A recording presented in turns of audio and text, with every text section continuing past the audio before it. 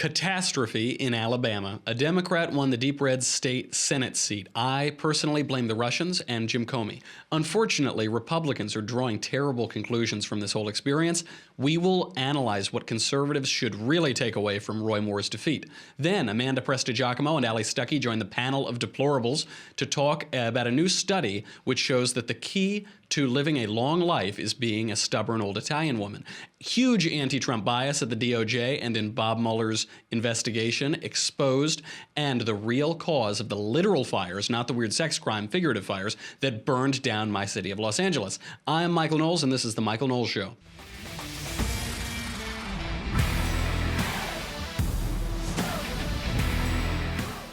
You know, pretty bad news last night. Bad news for the Republican majority in the Senate, for the Trump agenda.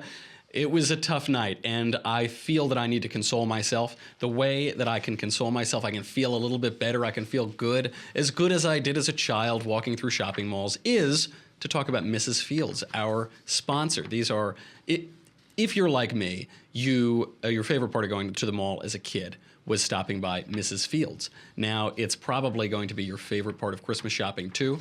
It's very hard. We're getting a little close to Christmas now. There is one way that you cannot strike out buying Christmas presents, and it is to send them those delicious, those perfect chocolate chip cookies that will make you feel like a kid again. Give your friends and family the same feeling of pure joy with a holiday gift arrangement from Mrs. Fields. Mrs. Fields cookies have been around for 40 years. When I did the onboarding call with Mrs. Fields, we were talking about my favorite Mrs. Fields cookies. I remember them from when I was a little boy in shopping malls. You know, the whole mall would smell like Mrs. Fields, and I would force my parents to go and get me the sugar cookies. Those are my favorite Mrs. Fields cookies. A lot of people like the chocolate chip. They have these oatmeal raisin ones that are unbelievable.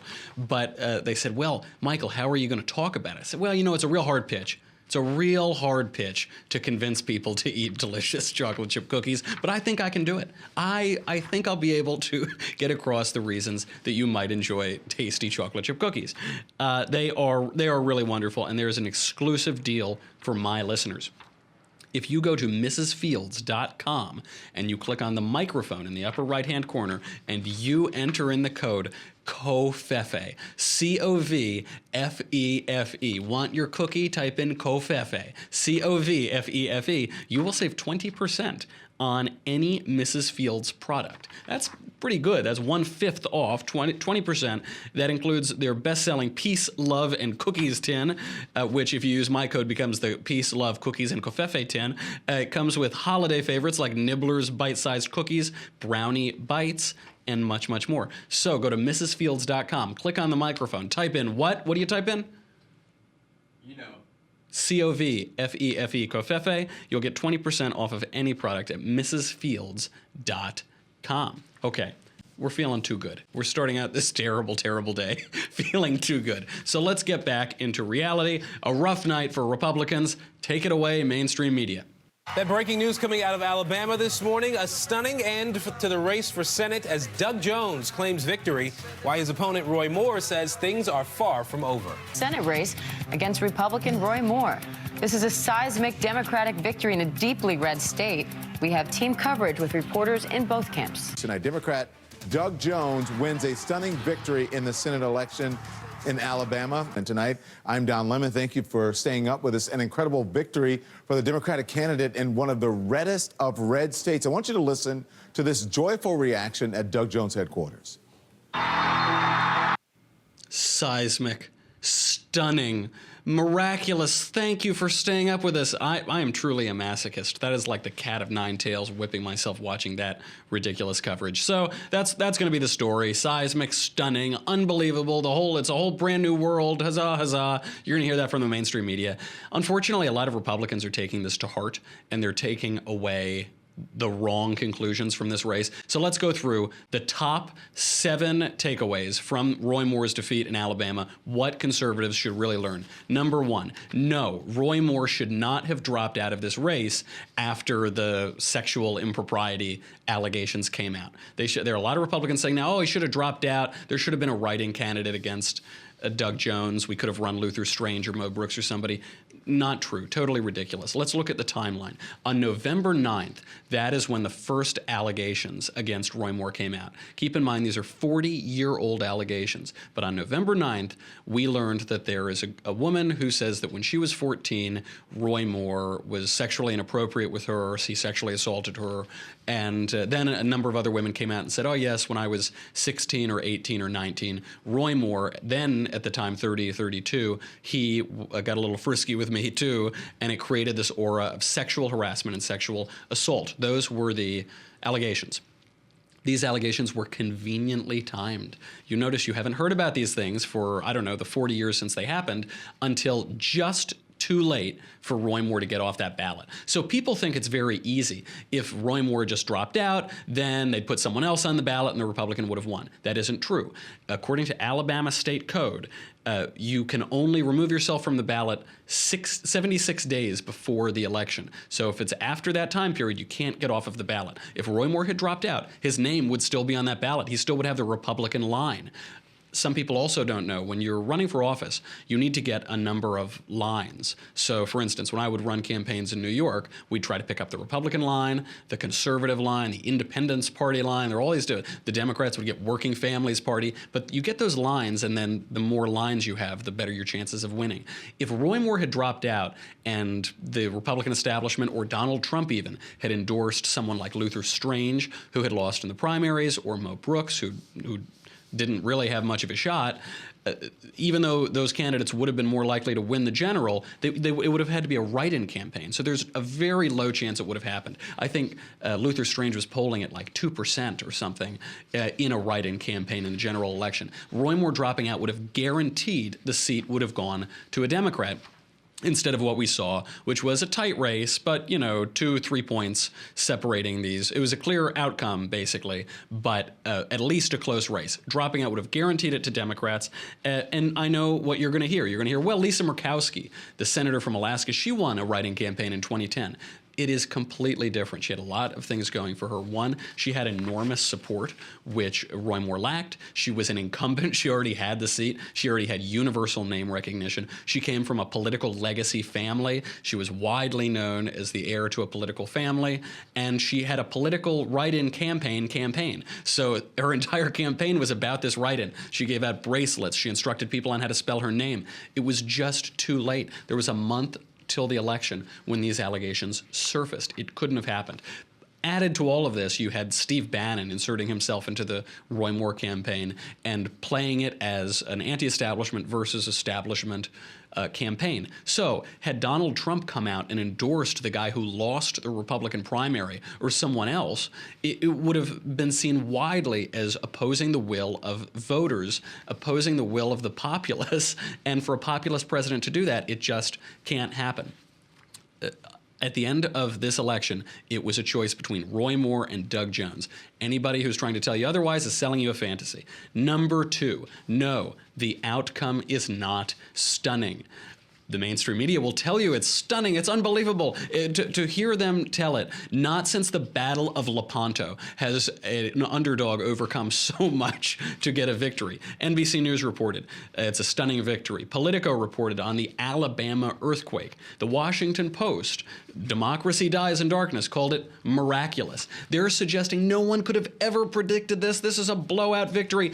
Did anybody predict that Roy Moore would lose the general? Let's cut to the tape. Luther will definitely win. No? You know what I'm saying. Roy has a very good chance of not winning in the general election. It's all about the general. Don't forget, we don't stop here. You have an election coming up the day this is over. So this is over on Tuesday. On Wednesday morning, the new race begins. You got to beat a Democrat. Luther's going to win easily. And Roy's going to have a hard time winning. Oh, Donald Trump. Donald Trump is the guy who predicted this, right? The leader of Roy Moore's party, the Republican president, he predicted that Roy Moore would have a very hard time. He likely wouldn't win the general election. The mainstream media are conveniently ignoring this today because they need this to seem like a seismic shift. They need this to show that all of the Republican momentum, all of the Trump momentum, conservative policy legislation like we haven't seen in our lifetimes is coming to an end. They have to show that it stops that. Donald Trump predicted it during the primary. He said, yeah, I don't know, this guy, it's going to be a tough race for him. He isn't a great candidate. He's a flawed candidate. This was before any of the sexual allegations came out. Just based on his appeal as a candidate, absent the dirty tricks, absent people coming out of the woodwork to accuse him of things, he knew it would be a tough race. This isn't stunning. Stop repeating that. Number 3, Ronald Reagan's 11th commandment, now more than ever. Ronald Reagan was fond of saying, there is an 11th commandment we all must live by, thou shalt not speak ill of a fellow Republican. Unfortunately, many Republicans were all too happy to jump on the bandwagon against Roy Moore when these accusations came out. In part, perhaps, because the going got a little tough. That is a bad accusation to say that a man in his 30s is creeping on 14-year-old girls. And so when the going gets tough, you want to run away from that. Also, I think people just don't like Moore. Some Republicans don't like him because of his Trumpiness. They don't like him because he's a Bible thumper. They don't like him because he seems a little slick, a little unctuous, whatever. Do not speak ill of a fellow Republican. Because, by the way, this sexual mania that took over the last days of the Roy Moore campaign, they had one piece of solid evidence. Gloria Allred showed it off with that one accuser during her big press conference. It was a yearbook that purported to have a signature from Roy Moore saying sweet things to the little girl. We now know, it has been admitted, that that evidence was at least partially fabricated, and they hid that it was fabricated when they showed it. So the only hard evidence we have is not credible. And yet, Republicans were quick to throw Roy Moore under the bus instead of saying nothing at all, instead of stepping back a little bit and saying, well, let's wait and see how this plays out.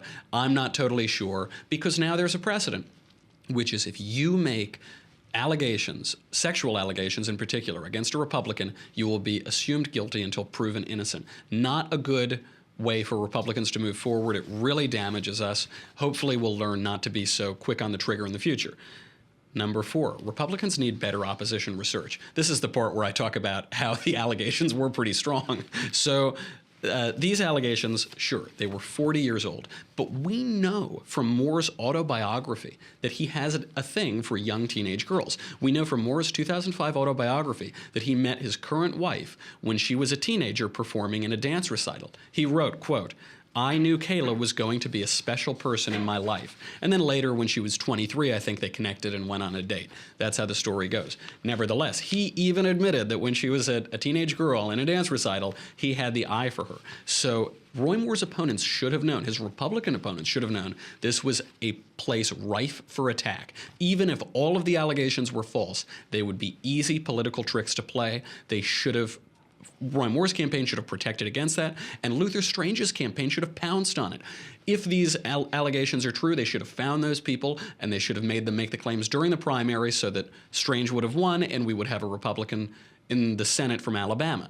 If those claims weren't true, Roy Moore should have protected against that. It means that Luther Strange's campaign was incompetent. I don't believe this was a big conspiracy, really, by the establishment. I don't really buy that Mitch McConnell knew about this and he was sitting on it and hiding it. I think if they had been sitting on it, they would have played it in the primary. They don't want to lose that seat. They could have easily bumped out Roy Moore and given it to Luther Strange if this had come out. Republican voting was deeply depressed in the general election. They easily could have defeated Roy Moore in a primary and depressed his supporters in that election, but they didn't do it. I don't know if it's that we're lazy because we've been running against the Clintons, for whom every scandal of the last 3 decades is common public knowledge. It's been plastered all over TV for years and years and years, but you have to get better at opposition research. I place a lot of the blame for this loss at Luther Strange's feet and at his campaign because they didn't uncover this and Moore didn't protect against it.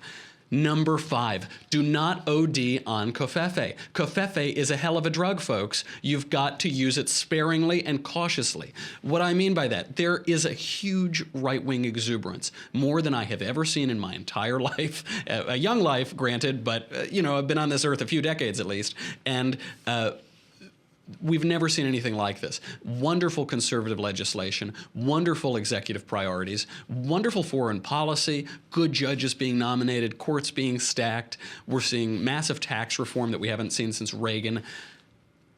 But there is a limit. There is a limit. You can't go crazy. Donald Trump has completely shaken up politics. He has radically altered what is acceptable specifically in political speech, in campaign speech, in what a candidate looks like. He's cracked this political correct, gross, just the political language where they say one thing and really you know that they're lying, but they're lying in this way or they're lying in that way. Donald Trump, he cracked that. He cracked the political correctness. He cracked the credibility of the mainstream media. But you can't get away with everything. He hasn't abolished the rules of politics entirely. Roy Moore did not have a way forward. He did not know how to pivot his campaign. He gave this awful interview with Sean Hannity. Let's hear it. Do you know Miss Korfman? Do you know the mother? I don't know Miss Korfman from anybody. I've never talked to her, never had any contact with her. Allegations of sexual misconduct with her are completely false. I believe they're politically motivated. I believe they're brought only to stop a very successful campaign, and that's what they're doing. I've never known this woman or anything with regard to the other girls. You understand this is 40 years ago. She said that you asked her out on the first of several dates, but nothing progressed beyond kissing. I don't remember specific dates. No, I do not. And I don't remember if it was that time or later, but I do not remember that. No. But you know her, but you never dated her ever. Is that what you're saying? Know her, but I don't remember going out on dates. I knew her as a friend. If we did go out on dates, then we did, but I do not remember that. That is not an answer. So he's talking about two different girls there, but he's saying on the one, this never happened, this 14-year-old girl, it never happened. Well, did you date teenagers? Well, no, I don't remember specific dates. Well, did you date teenagers? Well, you know, that's not an answer. If you're going to deny it, deny it. If you're going to own up to it and explain it, but move on, pivot, move on. The way that Roy Moore tried to pivot was by blaming gays and lesbians and the cultural left for harping on this. Sure, the cultural left might be harping on this. You're not going to be able to push your campaign forward by trying to scapegoat gays and lesbians when your own sexual behavior is being called into question. You have to move forward. Roy Moore didn't do that. He didn't have a clear enough vision for his campaign, and he didn't have the courage or the strength or the political smarts to address the issue and move straight forward, plow right by it. This brings us to number 6. Never defend, never explain, always attack. This is also from Ronald Reagan. Ronald Reagan would say, if you're explaining, you're losing. But Roy Moore just kept on explaining. He kept on saying, well, I never did this 40 years ago, and even when I did, I got the mother's permission. That doesn't work, pal. When you do that, you end up looking like Frank from Always Sunny in Philadelphia. I am not going to diddle your kids. I'm not like that. We got to definitely write a song about how we do not diddle kids.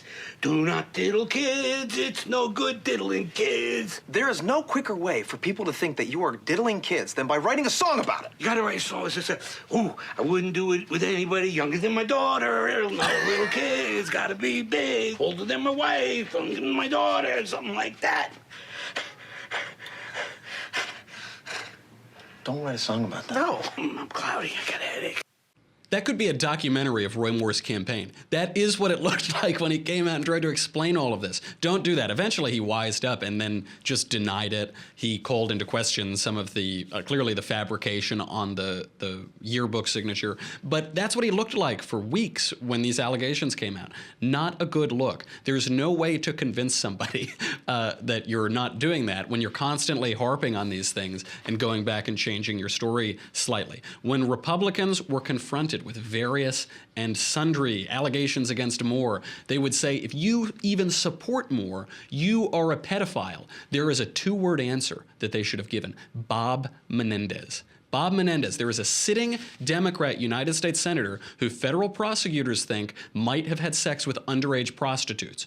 You don't hear a peep about that. You don't hear Democrats calling on him to step down or to resign. The mainstream media have blocked it out entirely because it doesn't help out their narrative against Republicans and against Roy Moore. But that's what they said. The Democrats said, well, if you vote for Moore, you are a pedophile. And just to be precise about language here, what Roy Moore is accused of is not pedophilia. The old Greek word for this is ephebophilia. He's accused of doing things, weird sex stuff with teenagers, young teenage girls, but not with children. There's a difference between a 6-year-old and a 16-year-old, for instance.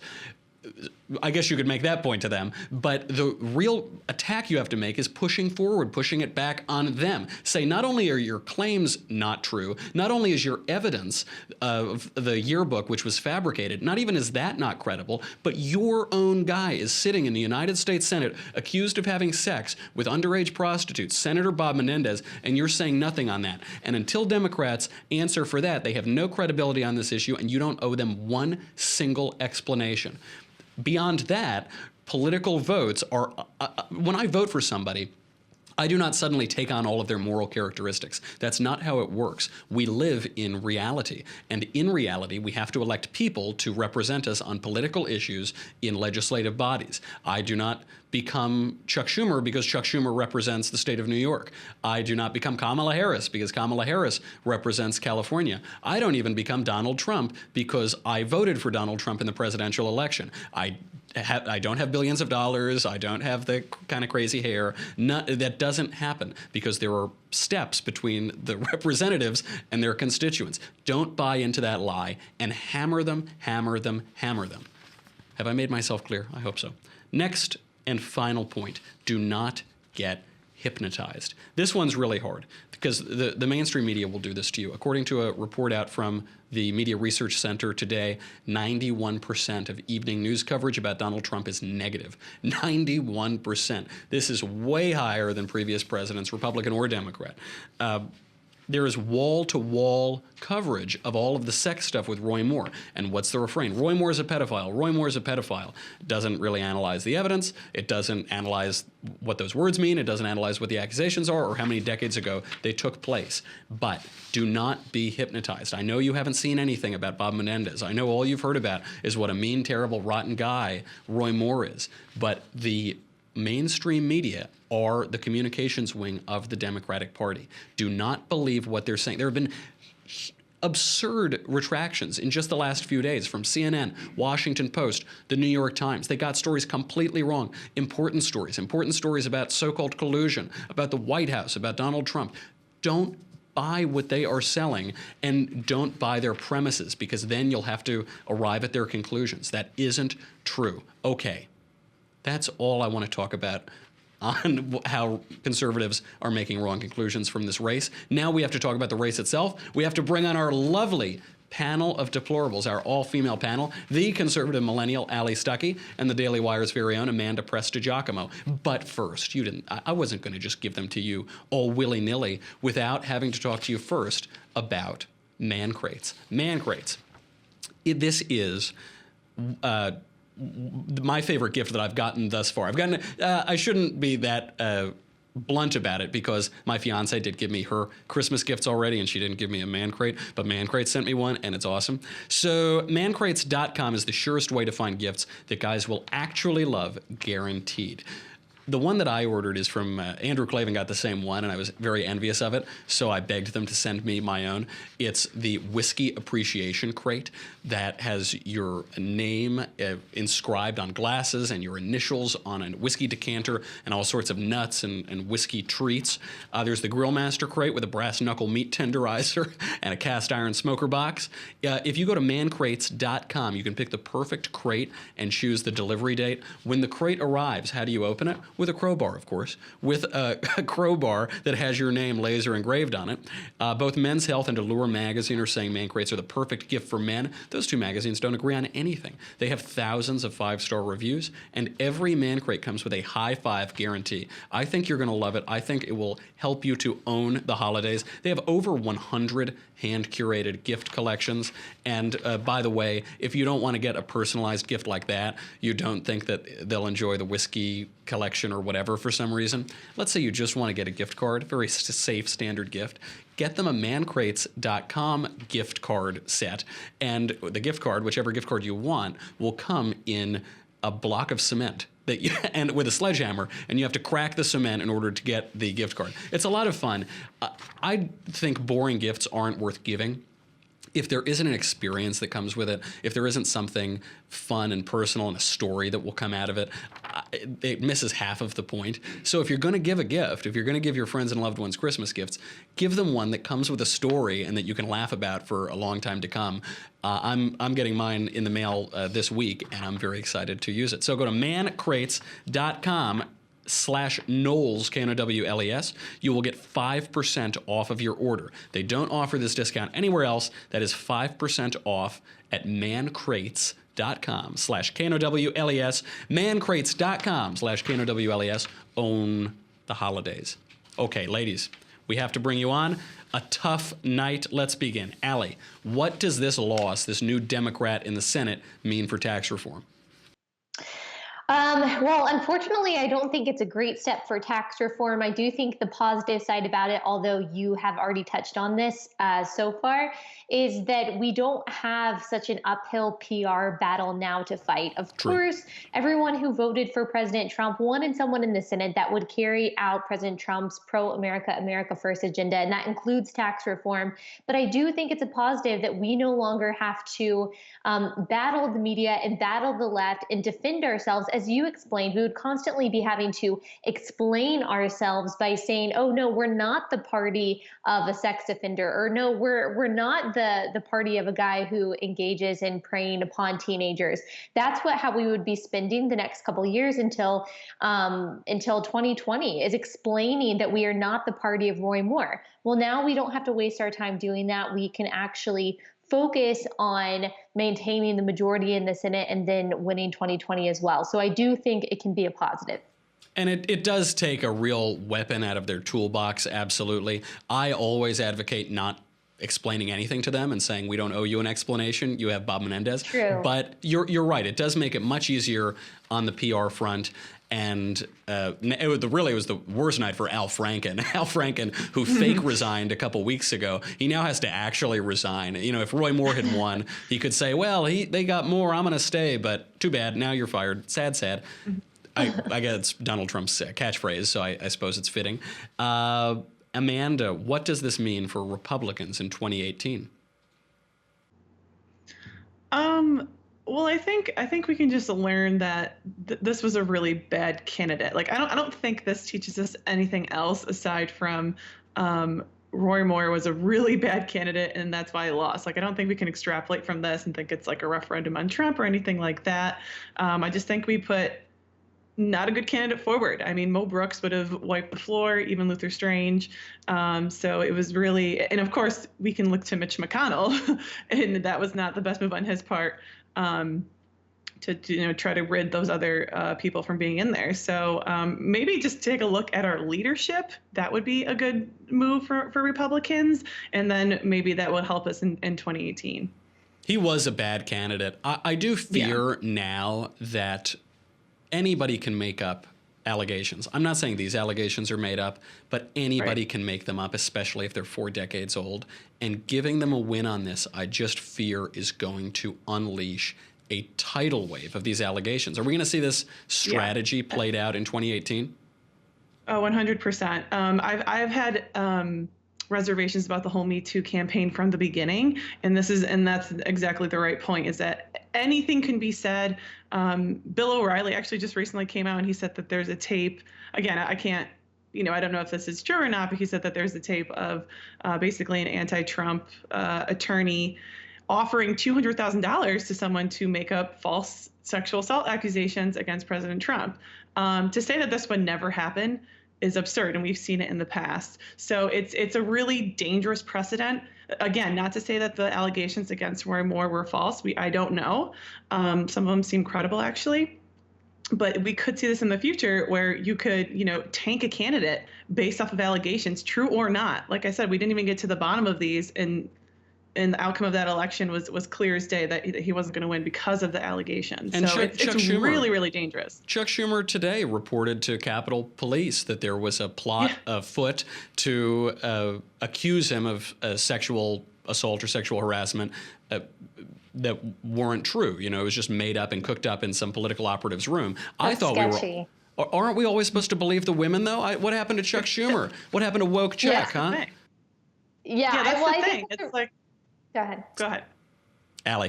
Well, I think that's a really good point. And I think the danger of Democrats employing this kind of strategy going forward, yes, it could be effective to taking down Republicans, but as they've seen, it's also effective in taking down Democrats. And so if they're willing to take down their own side by taking down people like Al Franken and John Conyers and maybe even Chuck Schumer, who knows? I'm not starting that rumor, but hey.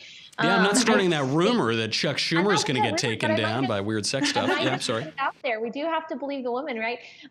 So I think that they have to be willing to turn that sword on themselves. If that's the sword that they want to die on, I think that what they're doing is that they realize that they're going to take down some of their own by spearheading this whole Me Too movement, and how they kind of remedied that and how they kind of solved that and is by using Al Franken as the guy who fell on his sword, as the scapegoat that said, yes, we're even going to call out some of our own, but when we call out some of our own, look what they do. They resign. This is how moral we are. We are willing to throw away some of our own and stand for the principle of morality, or principle of against sexual harassment, which I don't think that's a really moral stance at all. I think it's politically expedient.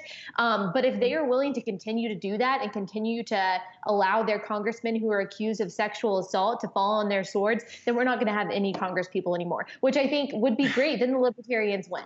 Yeah, well, that's true. Although I am sympathetic to Federalist 51, which says that the Congress exists so that all the sociopaths of the country can go into a room and fight one another. And the Democrats, they do seem to be much less morally concerned, much less morally meticulous if you're the senator from New Jersey named Bob Menendez. But who knows? It's so strange. I do want to make, just before we sign off from Facebook and YouTube, I do want to point out we are not starting the rumor that Chuck Schumer, the senior senator from New York and the Democratic leader, is a sexual predator. We're not starting that rumor. So don't you go around spreading that. Don't repeat it. Don't repeat it that Chuck Schumer is a sexual predator. Okay, we've got to sign off from Facebook and YouTube. If you already subscribe to the Daily Wire, thank you very much. It helps us keep the lights on. Covfefe in my cup. It helps me recover on horrible, terrible mornings like this when Republicans lose Alabama. So if you haven't subscribed, go to dailywire.com right now. What do you get? Well, it's $9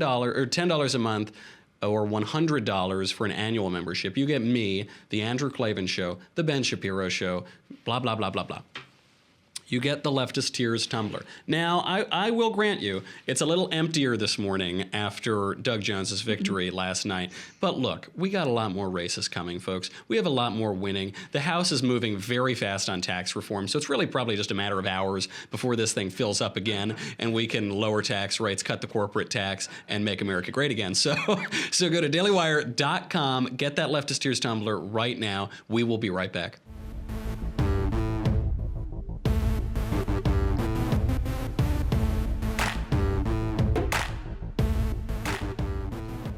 Okay, in the news, this one really rings true for me. A new study published in the journal International Psychogeriatrics. I could describe members of my family, by the way, psychogeriatrics. It shows that the key to living a long life is being a stubborn old Italian woman. The common personality traits that have helped a group of 90 to 101-year-old Italians is stubbornness, hope, and a love for family and country. The lead author of the study went on, quote, "We also found that this group tended to be domineering, stubborn, and needed a sense of control, which can be a desirable trait as they are true to their convictions and care less about what others think." Get out of my grandmother's house. What are you doing? What are you recording there? This is almost an anti-scientific study, it seems to me. It's a scientific study that says that instead of listening to scientists, you should just do what your Italian grandmother says. Allie, how seriously should we take this or any other supposedly scientific psychological study that promises us health and happiness? Yeah, I mean, obviously, I think it's totally subjective and up to the individual. I like this. I like anti-science science. I think it's good science. I think it's completely subjective how long people live. I think probably the biggest factor that I see over and over again from scientists, psychologists alike, is that stress is a really big factor in how long people live. I mean, I have a grandfather, for example, who has smoked cigarettes and has drank his entire life, and is in no way in good shape, but he's lived a very long time. And then I have other people in my family who have been the epitome of great health and have suffered health complications that had nothing to do with how they lived their life. But the thing about my grandfather is that he has been virtually stress-free. He is very content in who he is and in his life. He leads a very simple life. And I kind of think that's the common thread that we see throughout people who end up living a long time is kind of a lack of stress, which we have not picked the right jobs, I don't think, to live very long lives. That is true. I try to get my requisite 14 hours of sleep a night, but Ben always just comes banging on the door, waking me up. It's very difficult. It's a hostile work environment. Amanda, you are a future Italian grandmother. Why is it that these traits tend to lead to a long life? I don't know, but this is like the most scientific thing I have ever read. I mean, it actually makes me very hopeful because I'm basically the person that they're describing. So I think this is like 100% accurate. I don't know. I mean, I guess it can be subjective, like Ellie was saying, but I would like to believe that this is 100% real. So I will live to 100. But like my nonna, for example, she's like 87. Like everyone in my family's lived to a very long life. Maybe there's like also guilt that might also help someone live longer. That's like a good trait for Italian. So maybe it's that too. So do you want to live to 100? That's the question that I pose this panel of deplorables. Do you want to live to 100 years old? That's a hard one. It depends. If I can still smoke stogies and have a little scotch in my glass, then I think life is still worth living. You know, I'll enjoy the beautiful poetry of the world. But my own grandmother, if I said her age on the air, she would come through that wall and murder me, so I'll refrain from that. She says it's 29. But she still goes out. She chases the deer who eat her little flowers. She chases them with a hose around her property. This woman is tough as nails. And yeah, there is something to living a long time because you just refuse to let the world kill you. You know, you just say, I'm not going anywhere. Tough. Good luck. Yeah, I don't know if I would want to do that. I don't know if it's necessarily the happiest, 110-year-old person who's just stubborn and frowning and angry at the world. But I do like that a love of country is an aspect of this. Love of family and love of country. There's something about enjoying the place that you are and the people that surround you that doesn't surprise me that they would want to stick around. It's very real, it's very tangible, and it makes life worth living. Patriotism, these colors don't run. If you want to live a long time, just love America. We got to move on. Republicans plan to accuse the Justice Department of bias after newly revealed text messages among FBI officials, including some working on the Mueller probe, revealed extreme anti-Trump bias and conspiracy. Last year, just before the election, FBI agent Peter Strzok, I can't pronounce his name, Peter Strzok, texted FBI lawyer Lisa Page, quote, "I want to believe the path you threw out for consideration in Andy's office," meaning FBI Director Andrew McCabe, "that there's no way he," meaning Trump, gets elected, but I'm afraid we can't take that risk. It's like an insurance policy. In the unlikely event you die before 40. That text was sent just weeks after the FBI investigation into Russian interference began, meaning that the whole investigation appears to have begun as a political hit job to damage Trump. Is this a conspiracy? Amanda, is there a deep state conspiracy against Donald Trump? I mean, it's looking more and more like that. I know Trump from the beginning was saying that it was a witch hunt, and as the days pass, it looks more and more increasingly like it is a witch hunt. I mean, these text messages, it's not just that they happen to, be Democrat, or they happen to have a political view. That would be kind of expected. It's that text that you just read, where it's almost like it was a conspiracy, like they were going to take him down. That is so troubling. And the whole point of the special counsel of this investigation is to rid bias. How in the world is this ridding bias? I mean, Peter Strzok was just let go, but I mean, he had his hands in everything. Apparently, he was like the only FBI agent, and he has a very severe bias. So it's like the FBI in the movies. In the movies, we all picture it's just like one guy doing everything. That is Peter Strzok. Yeah, it's really bad. If the text had just said, Trump, what a jerk. Oh, wow, I don't like him. That's one thing. But they're referring to meetings with the director of the FBI on ways to take Trump out. Very bad. Allie, does the Mueller... And thus far, there's no evidence of collusion. So that's also, if we had some evidence of collusion, maybe we can be like, okay, like just get rid of that guy and continue. But where's the collusion? I don't know. Well, there's collusion between the Justice Department and the Hillary Clinton campaign. That's the collusion. There's no collusion between Trump and Russia. Allie, does Mueller, who employed both of these people in the text exchange, who stacked his investigation with people who are against Donald Trump, does Mueller have any credibility left? Does this investigation have any credibility left? I don't think so. And I used to be of the camp that said, okay, we can't fire Mueller. That's going to be an absolute disaster. But I think the more we learned about the potential of a conspiracy, the more you really wonder if he should be in this place. And at the very least, do we need to hire an investigation to investigate the investigation? I mean, I think that's what the American people deserve. And I think it's crazy just how much Trump continues to be vindicated in this kind of thing. I mean, every time he says some seemingly outlandish thing about that there's no Russian collusion and Obama wiretapped him, and now the real collusion is with Hillary Clinton and the FBI and all of this. It seems ridiculous at the time, but it ends up that, okay, he might not have worded it correctly, but he was actually right. And I'm just wondering if the FBI thought that they were so savvy that this wasn't going to come out at any point, that they were going to continue to spin this narrative of collusion and that it wasn't going to come back to bite them. I think it just kind of shows how stupid they think the rest of the world is and the rest of the American people are, and how stupid Trump and his cronies are,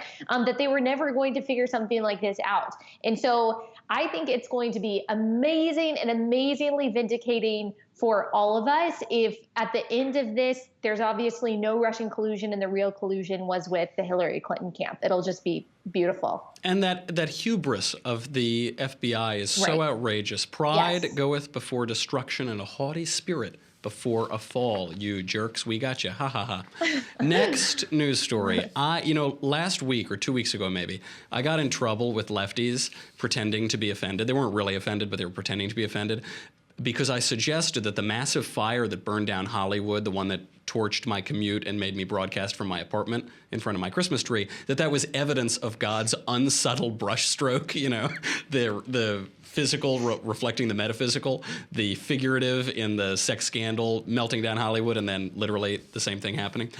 We now know the immediate cause of the fire that destroyed 6 homes and damaged a dozen others.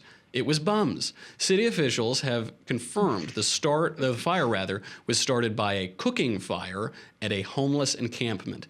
LA Mayor Eric Garcetti, who has completely failed to address the homeless crisis, passed the buck, saying, quote, "You can never get to zero risk. I think it would be a mistake to think we could." Okay, all right, Eric, sure.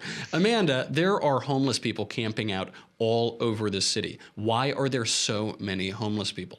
Yeah, well, that's the thing, though. Like, instead of reflecting and being like, okay, this is a massive homeless problem, let's address that. Maybe our policies aren't doing so hot and we should change our economic policies. No. I think the solution that I read, and this is like legit, is that they said they wanted to educate the homeless about these fires, like safety precautions for the homeless. Like, why not try to make them not homeless? But on that point of the homeless people, it's true we need policies and incentives so that they can't live like bums for their lives. But also, that won't solve it for everybody. The poor will always be with us. And in the 1980s, We closed down a lot of mental institutions during the Reagan administration, actually, because there were new psychotropic drugs. There was drugs that would address psychological conditions, and then they would be better, and these people didn't need to be locked up anymore. Trouble was they stopped taking the drugs when they got out, and all of a sudden they were living in squalor again. We do not take mental health seriously in the United States. It's a touchy issue because we don't want to be able to commit people to institutions. We want them to be free to live lives of misery and squalor and crime for themselves and society, but that isn't compassionate. And a huge proportion of homeless people have mental illnesses, so we ought to take that seriously. There is nothing compassionate about lefty politicians who think it's better to leave them on the street than to get them the care that they need, even if it's involuntary, and the road to hell is paved with good intentions. Ladies, that is all the time. We're actually running a little late. It is always so good to see you. I was having such a terrible morning. I see you. It brightens my day. My heart flutters. My covfefe rises through the roof. Thank you very much. The conservative millennial, Allie Stuckey, the Daily Wire's own Amanda Prestigiacomo. That is our show. Get your mailbag questions in for tomorrow, and I will answer all of them and change your lives, hopefully for the better. Andrew Klavan changes them for the better. I think I either tread water or make them a little bit worse, but that's okay. That's fine anyway. Tune in tomorrow. I'm Michael Knowles. This is The Michael Knowles Show. See you then.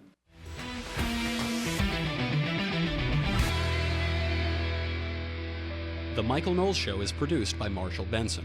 Executive producer, Jeremy Boring. Senior producer, Jonathan Hay. Supervising producer, Mathis Glover. Our technical producer is Austin Stevens. Edited by Alex Zingaro. Audio is mixed by Mike Coromina. Hair and makeup is by Jesua Olvera. The Michael Knowles Show is a Daily Wire Forward Publishing production. Copyright Forward Publishing 2017.